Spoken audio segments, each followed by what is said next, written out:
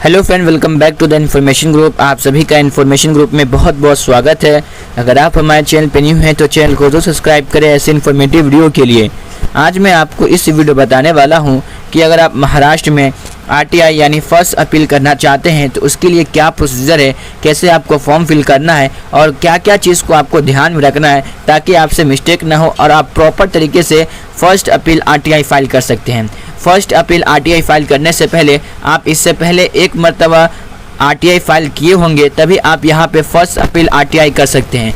तो फर्स्ट मरतबा यानी पहली मरतबा आरटीआई कैसे करते हैं उसके बारे में कंप्लीट इन्फॉर्मेशन दे दिया गया है। उसका लिंक डिस्क्रिप्शन बॉक्स में प्रोवाइड कर दिया हूँ। जैसे आप उस पर क्लिक करते हैं तो वहाँ पर जाके आप कंप्लीट इन्फॉर्मेशन देख सकते हैं कि पहली मरतबा हम आरटीआई कैसे अप्लाई करें।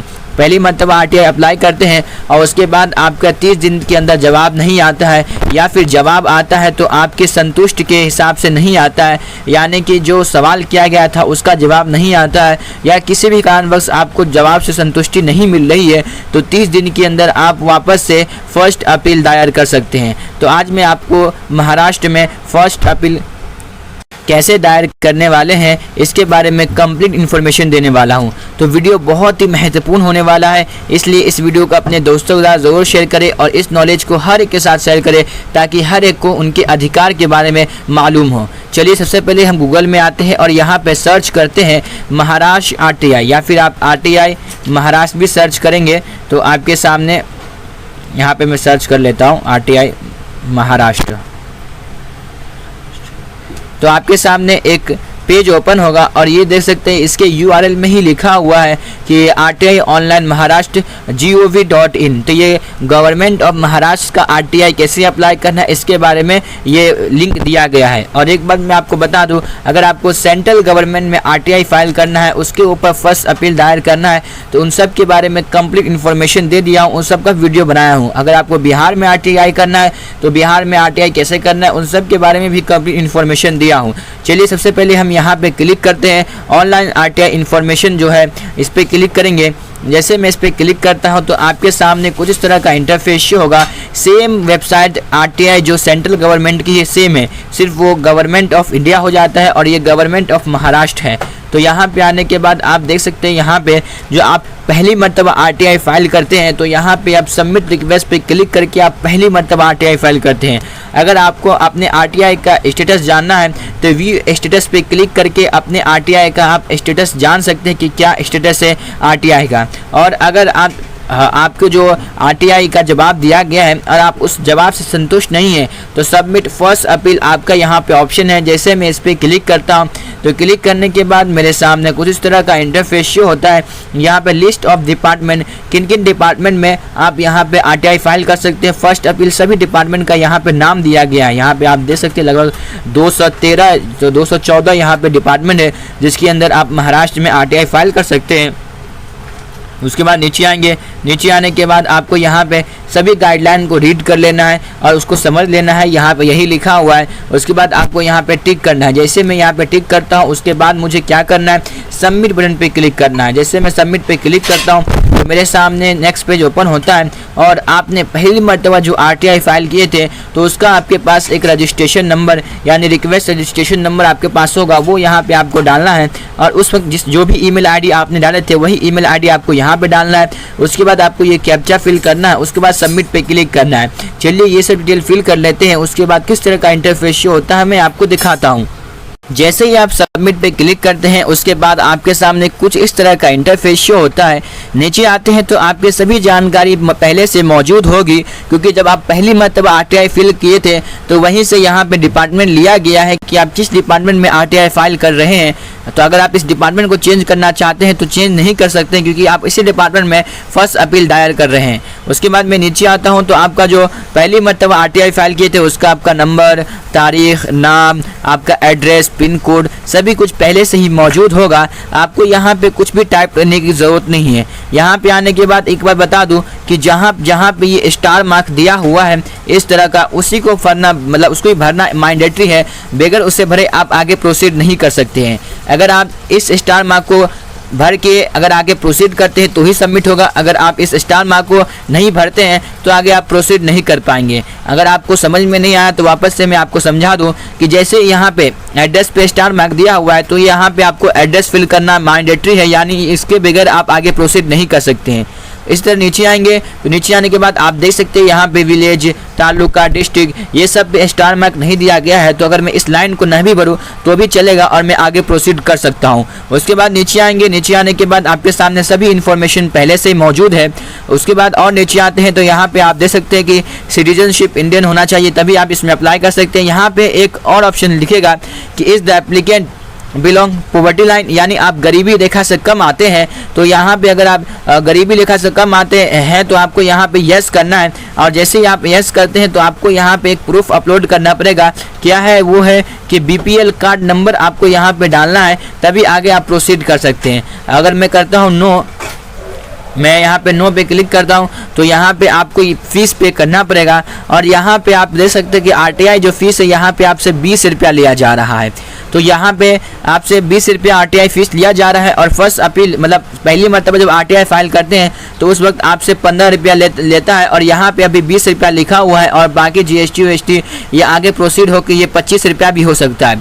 तो यहाँ पे आप देख सकते हैं काफ़ी ज़्यादा पैसा लिया जा रहा है, लेकिन सेंट्रल गवर्नमेंट में ऐसा नहीं है। सेंट्रल गवर्नमेंट में सिर्फ 10 रुपया लिया जाता है, और अगर आप फर्स्ट अपील दायर करते हैं तो उसमें आपको कोई भी रुपया देने की आवश्यकता नहीं होती है।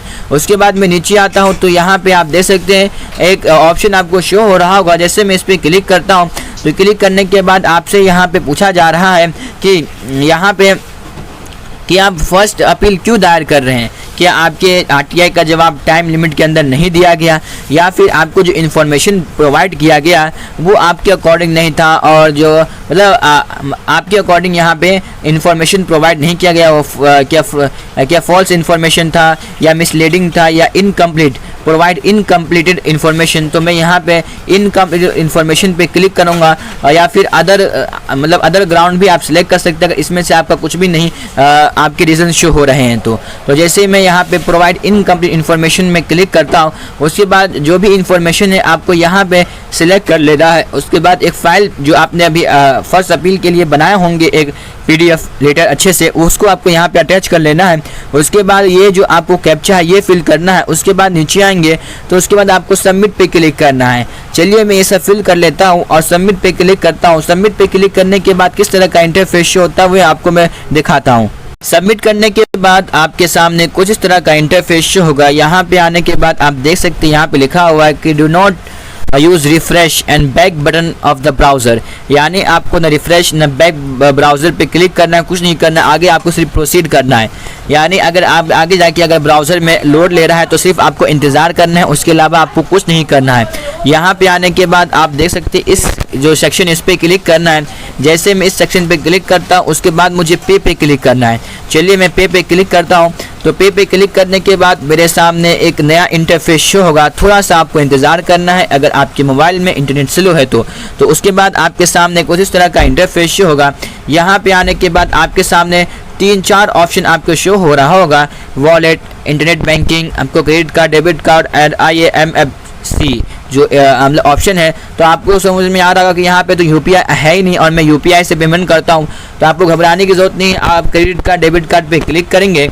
उसके बाद उस पर क्लिक करने के बाद आपको आगे प्रोसीड करना है। यहाँ पे आने के बाद आप देख सकते हैं यहाँ पे आपको दिख रहा होगा क्या पे GOV, credit card, debit card, master card, visa card, रुपए यहाँ पे लिखा हुआ है। इस पर क्लिक करेंगे।